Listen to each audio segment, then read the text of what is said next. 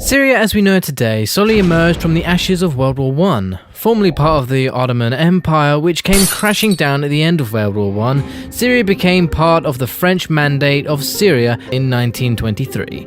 Out of the Mandate arose the Syrian Arab Republic in 1930. After a succession of coups and coup attempts that took place in the 1960s, the corrective revolution happened in 1970, bringing Hafez al-Assad into power, the father of current Syrian leader Bashar al-Assad. Fast forward past the death of Hafez al-Assad to the installation of his son Bashar al-Assad into power. Seen by some as weak and ineffectual, Bashar only came into consideration for the role for president of Syria after the untimely death of Hafez's heir apparent Bashar al-Assad in 1994.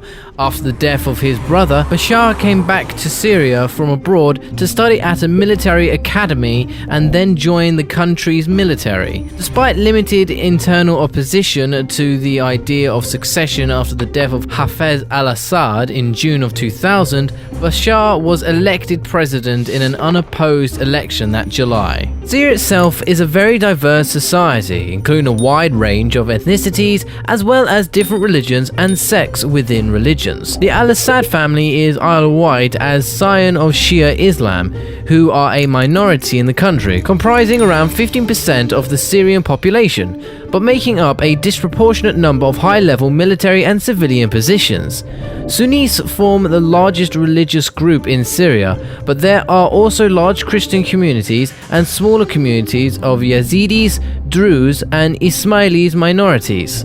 Most Syrians come from an Arab background, but there are large communities of Kurds, a non-Arabic peoples, as well as Circassians, who originally come from a Caucasian region. Syria is important, both in a regional context and in an international context, because of its position geographically and the foreign policy it has pursued for the last 50 years, as well as its use of military force in places like Israel and Lebanon. Its ties with nations like Iran and groups like Hezbollah make it perceived as a threat and a pariah in capitals like Tel Aviv and Washington, D.C. The fact that it later becomes a possible area of international conflagration when the militaries of the US, Turkey, Russia and others are involved make the conflict of paramount importance to the nations of the region as well as the US and NATO. In May 2002, a group of American lawmakers described Syria as part of an axis of evil, including Syria with Iran and North Korea. This was another act in a long history of strained relations between Syria and the West over such issues as relations with Israel, support for terrorist groups, and suspicion of a weapons of mass destruction program. In December of 2010, protests spread throughout Tunisia, giving birth to the Arab Spring. This happened across Syria in February of 2011, and in March the center of the protests was Daraa, with large, often violent demonstrations with the protesters and the Syrian government trading accusations concerning multiple deaths in the numerous altercations in the city. The government responded to the situation by force, locking up many protesters. The end of March saw the Syrian government releasing large numbers of prisoners in an attempt widely seen by many to help placate the situation. In April, Daraa was surrounded by the Syrian military and multiple demonstrations had taken place around the country with dozens and dozens dead. Protesters blaming government forces and the government blaming armed elements, terrorists within the protests. The slow slide to all-out civil war ground on, and in July 2011, the Free Syrian Army was formed, comprised of members of the Syrian Army and security apparatus who had defected. In August of 2011, Free Syrian Army units began attacking the government forces. Syria was now in a state of full-out civil war. In October 2012, the Syrian National Council was formed with both internal and external opposition forces. The SNC was seen as an attempt to bridge the gap between a widely expanding resistance now consisting of dozens of groups from a wide array of ideological backgrounds, the majority being Salafist or hardline religious fundamentalists in nature. The SNC was used by many other outside sources to distribute arms and financing. At the end of 2012, the National Coalition for Syrian Revolutionary and Opposition Force, which excludes hardline Islamists, was formed and was seen by the US, France, Britain, Turkey, and the Gulf states as being a legitimate voice of the Syrian nation.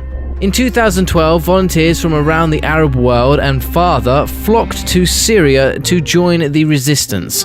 Most of the volunteers were funneled into groups like al-Nusra, ISIS, and other Islamist groups. The same year, the Lebanese Shiite group Hezbollah crossed the border to aid Bashar al-Assad and the Syrian government, along with elements of the Iranian military and Iraqi Shiite militia. At this point, the conflict started to become truly international, drawing in the governments of local neighbors and Western powers, often providing arms and cash to various parties in the opposition. 2013 came and ushered in the ascent of the extremist Islamist resistance in the war. ISIS captured its future base in Syria town of al-Raqqa, and the al-Qaeda presence grew by day. Despite the efforts of Assad and his allies in Hezbollah, ISIS was able to conquer and occupy large swaths of Syrian land. ISIS at this time finds itself in internecine strife with fellow extremist groups, attacking some and overrunning their positions, and other times just taking them over and absorbing them into its organization. In July of 2014, ISIS militants declared their version of a worldwide Islamic caliphate based from their center of al-Raqqa in Syria. ISIS, al-Qaeda, and other Islamist militants in Syria are adherents to the brand of Islam, known for its radical take on Islam and other sources of theology, including scholars like Ibn Taymiyyah and 17th century scholar Muhammad ibn Abdel Wahhab. Many in the West call this theology Wahhabism. Often in the Arabic world, these extremists are referred to as takfiriyin, those people who say other Muslims who do not share their radicalism are unbelievers. Using this ideology and the crimes of Assad, Islamist extremists were able to appeal to Sunnis around the world, radicalizing them and bringing them to fight in Syria. In 2015, the Syrian government and its allies lose ground almost across the board in Syria. Many pundits, experts, and those in the media suggest that Assad was on his last legs and could not hold out resistance much longer. In September of 2015, Russian forces start attacking opposition sites after a Syrian government request for help. The Russians have a long history with Syria and have based units of their military there for decades, including its naval base in Tartus, the Russians' only warm water port, providing access and support for Russian naval vessels in the Mediterranean. At this time, there are various countries and coalitions operating inside and outside of Syria. The Turks are widely seen as having facilitated the movement, arms and men to extremist groups in Syria, whilst acting against groups that it saw as a threat to its national security. Initially Kurdish groups, but then expanding to ISIS itself after several high-profile terrorist attacks in the interior of their country. The US, along with a group of Arab nations, had been bombarding ISIS targets in Syria, whereas the US has worked with the Free Syrian elements, both arming and training, even groups being seen as Islamists. Gulf nations like Saudi Arabia and Qatar have been funding and arming various Islamic elements since the war started, some even claiming that the money was flowing to extremists before the uprising.